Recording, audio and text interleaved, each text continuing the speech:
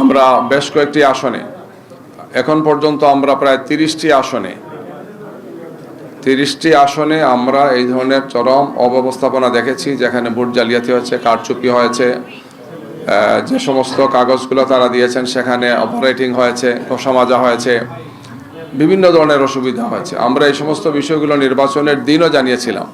তাৎক্ষণিকভাবে আমরা returning officer এবং ঊর্ধ্বতন অফিসারদেরকে আমরা জানিয়েছিলাম, নির্বাচন কমিশনকে আমরা জানিয়েছিলাম। কিছু কিছু আসনে ভোট রেজাল্ট দিতে মারাত্মকভাবে দেরি হয়েছিল। যেমন ঢাকার কয়েকটি আসনে আমরা ভোর 5টার সময় গিয়ে নির্বাচনের রেজাল্ট পেয়েছি, অথচ আরও কিছু কিছু আসনে বিদ্যুৎ গতিতে রিপোর্ট দেওয়া হয়েছে, রেজাল্ট দেওয়া হয়েছে। তো এই ধরনের চরমভাবে পক্ষপাতদুষ্ট কিছু আচরণ হয়েছে, সেই আচরণগুলো আমরা আপনাদের সামনে আজকে তুলে ধরব। এবং যে সমস্ত আসনগুলোতে আমরা এই ধরনের নির্বাচনী অব্যবস্থাপনা দেখতে পেয়েছি, অনিয়ম দেখেছি আমরা, এবং নির্বাচন সংশ্লিষ্ট যে আচরণবিধি সেটা মানা হয় নাই, এই সমস্ত আসনগুলো নিয়ে আমরা স্থানীয়ভাবে রিটার্নিং অফিসার অথবা ঊর্ধ্বতন অফিসার যারা আছেন তাদেরকে আমরা জানিয়েছি।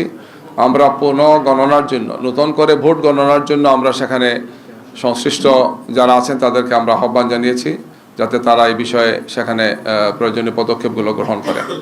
আমরা এই বিষয়ে নির্বাচন কমিশনকেও আমরা জানাবো, তাদেরকেও আমরা যোগাযোগ করেছি, তাদের কাছে আমরা এটা পৌঁছাবো, এবং এই ব্যাপারে সম্ভাব্য সব ধরনের আইনি পদক্ষেপ নেওয়ার সুযোগ আমাদের আছে। আমরা সেই সমস্ত আইনি পদক্ষেপগুলো আমরা গ্রহণ করব। ফলাফল বাতিল এবং পুনর্গণনার আবেদনের পাশাপাশি ইতিমধ্যে ঘোষিত যে গেজেট প্রকাশ করা হয়েছে, তাদেরকে যেন শপথ না দেওয়া হয়, সেই শপথ স্থগিত রাখার জন্য আমাদের আবেদন আছে। তো এটা আমরা ইলেকশন কমিশন পর্যায়ে এটা আমরা অভিযোগ করব।